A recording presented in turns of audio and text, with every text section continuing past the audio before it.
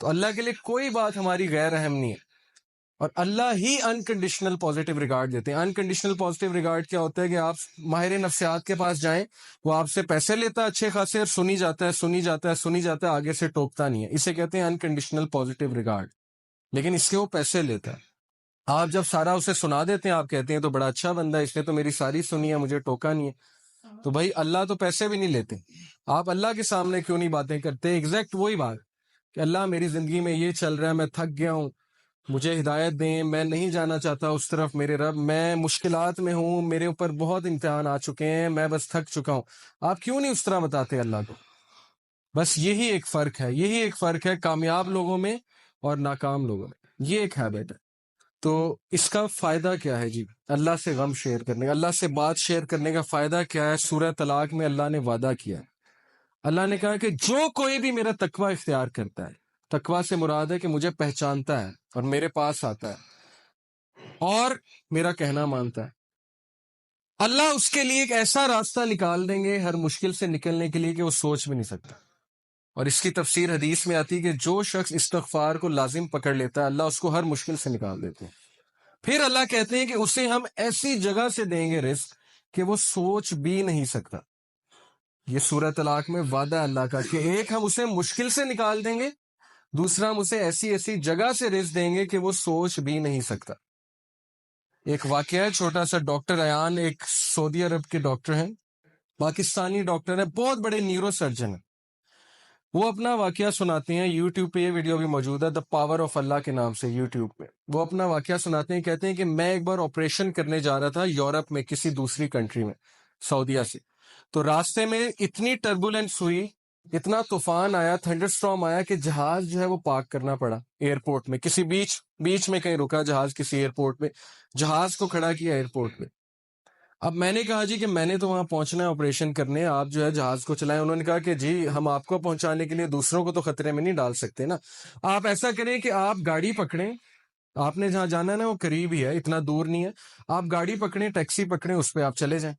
انہوں نے کہا چلیں ٹھیک ہے۔ انہوں نے ڈرائیور کو پکڑا، ٹیکسی کو پکڑا، چلنا شروع ہو گئے۔ راستے میں طوفان مزید تیز ہو گیا اور وہ گاڑی ان کی ایک گھر کے سامنے جا کے رکی، مجبوراً انہیں روکنی پڑی طوفان میں وہ گاڑی۔ اب اس گھر کے سامنے جا کے رکی، انہوں نے نوک کیا تو ایک بڑھیا باہر نکلی، بہت بڑھاپے میں تھی، جھریاں پڑی ہوئی تھی اس کے چہرے پہ۔ انہوں نے کہا جی ہمیں اندر آنے دیں، بہت بارش ہے، بہت طوفان ہے، ہمیں ڈر ہے ہمارا ایکسیڈنٹ نہ ہو جائے، تو ہم ذرا ٹھہریں گے، کھانا شانا کھائیں گے، نماز پڑھیں گے، پھر نکل جائیں۔ اس نے کہا بالکل، بسم اللہ، آپ آئیے۔ اب وہ اندر گئے ہیں تو دیکھتے کیا ہے کہ ایک بچہ زمین پہ لیٹا ہوا ہے گدے پہ، اور وہ بڑھیا بار بار جو ہے نا اس کے سر پہ پٹیاں کر رہی ہے اور بڑا پریشان لگ رہی ہے۔ تو انہوں نے کہا کہ اس کو کیا مسئلہ ہے؟ اس نے کہا کہ اس کو نا کوئی دماغ کی بیماری ہے، وہ اس کے ماں باپ نہیں ہے، یتیم ہے بچہ، میں اس کی دادی ہوں، تو یہی میرے لیے واحد سہارا ہے، تو میں اس کا علاج کروانے کے لیے بڑی جگہ گئی ہوں، لیکن وہ کہتے ہیں کہ نہیں، اس کو نا آپ ایک ڈاکٹر کے پاس لے کے جائیں جو ٹاپ نیورو سرجن ہے، اس کے پاس لے کے جائیں، وہ اس کو جو ہے اچھا دیکھے گا۔ تو کہتے ہیں کہ آپ کیوں نہیں گئیں؟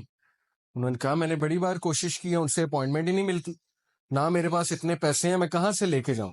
انہوں نے کہا مجھے نام بتائیں، میں بھی ڈاکٹر ہوں، میں اس سے سفارش کروں گا، آپ اتنی اچھی عورت ہیں، آپ نے مجھے یہاں رکنے کی جگہ دی۔ اس نے کہا ڈاکٹر ایان۔ تو کہتے ہیں میں رونے لگ گیا، ڈاکٹر ایان۔ تو وہ رونے لگ گئے اور پھوٹ پڑے۔ تو بڑھیا نے کہا کہ آپ رو کیوں رہے ہیں؟ انہوں نے کہا کہ میں ڈاکٹر ایان ہوں۔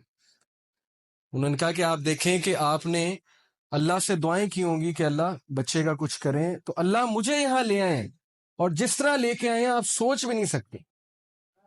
یعنی اللہ کی جو فورسز ہیں نا، اللہ کی جو فوجیں ہیں، اس کا ہم اندازہ بھی نہیں لگا سکتے، لیکن ہم اس سے بالکل غافل ہیں، شیطان نے ہمیں اس سے غافل کیا، ہم اللہ سے مدد مانگنے کی بجائے ہم دوسروں کے پاس بھاگتے ہیں۔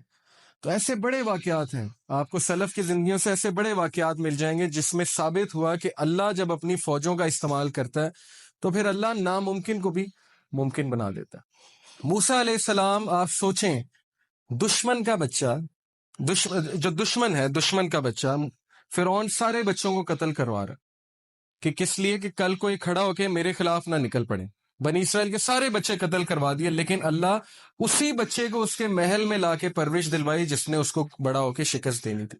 یہ امپاسبل ہے، ہالی ووڈ بھی اس طرح کی مووی نہیں بنا سکتا، اس طرح کا سین کریٹ نہیں کر سکتا، لیکن اللہ نے کیا، اسی بچے کو اس کے محل میں لے آئے۔ تو اس لیے اللہ کے لیے کچھ امپاسبل نہیں ہے، یہ بات ہمیں پتہ ہونی چاہیے۔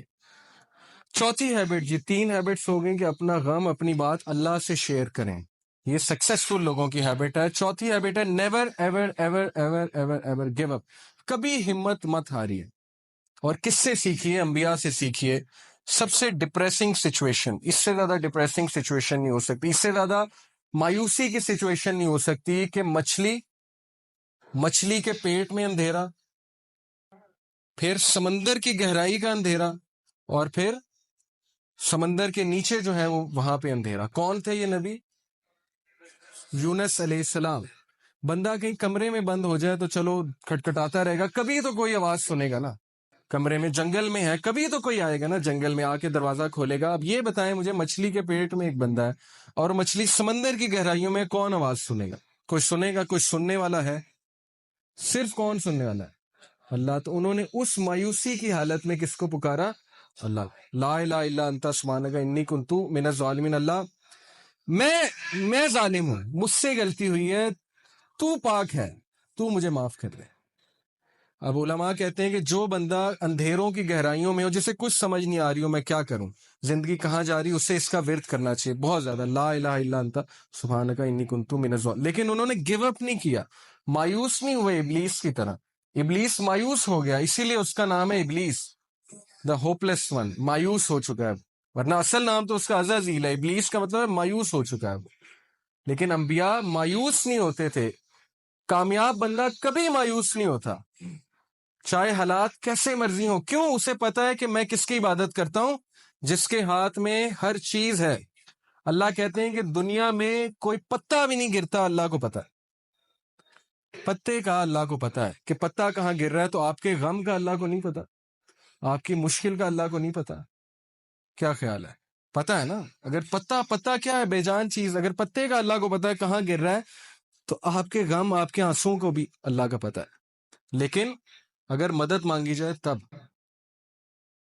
تو یہ جی ہماری 4th ہیبٹ. یہ آپ دیکھیں کچھ لوگ جو ہے وہ بالکل تب گیو اپ کر دیتے ہیں جب بالکل کامیابی ان کے قریب ہو، تب وہ گیو اپ کر جاتے ہیں. تو ایسا ہمیں نہیں بننا. ہمیں چلتے رہنا ہے، دوڑتے رہنا ہے، مشکلات کا مقابلہ کرتے رہنا ہے، کھڑے ہونا ہے، چیلنجز کو فیس کرنا ہے.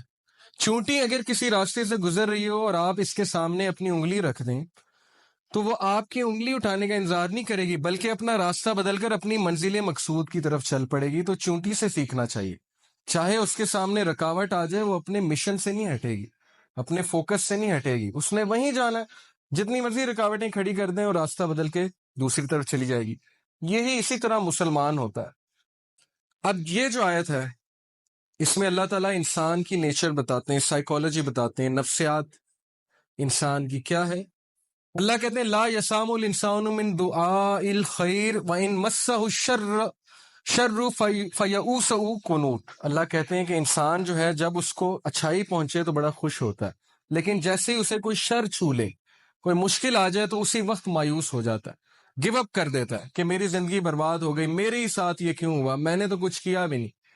بھائی انبیاء نے کیا کیا تھا؟ نبی صلی اللہ علیہ وسلم نے کیا کیا تھا؟ ان کا کیا قصور تھا کہ ان کے بیٹے بھی جو ہے وہ جو ہے ان سے چھین لیے گئے، وفات ہو گئی، بیوی جو ہے اس کی وفات ہو گئی جب شیب ابی طالب میں تھے، اتنی مشکلات میں انہوں نے زندگی گزاری. تو بات یہ نہیں ہوتی قصور، بات یہ ہوتا ہے کہ اللہ تعالیٰ جس سے جتنی محبت کرتے ہیں اس کا اتنا امتحان لیتے ہیں. کیوں؟ ایک تو اس کے گناہ معاف کرنے کے لیے، دوسرا اسے کمانڈو بنانے کے لیے.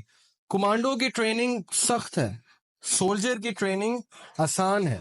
جس سے جتنا بڑا کام لینا ہے اس کو اتنی مشکل میں ڈالنا، اسے کھلے میدان میں چھوڑ دینا کہ چلو مقابلہ کرو، سیکھو. تم نے سکھانا ہے، لوگوں کو سکھانا ہے. آگے جا کے جب تک تمہیں خود نہیں پتا ہوگا غم کیا ہوتا ہے، تم لوگوں کو کیا سکھاؤ گے کہ غم کیا ہوتا ہے. تو اس لیے یہ چیز مایوس ہونے والی نہیں ہے، یہ خوشخبریاں ہیں. صحابہ پہ مشکل نہیں آتی تھی، پریشان ہو جاتے تھے کہیں اللہ تو نہیں ناراض. بیمار نہیں ہوتے تھے، پریشان ہو جاتے تھے کہیں اللہ تو نہیں ناراض. لیکن ہم بالکل الٹ، تھوڑی سی مشکل آئی اسی وقت ہمت ہار کے بیٹھ گئے، اللہ سے شکایت، اللہ سے شکوے شروع.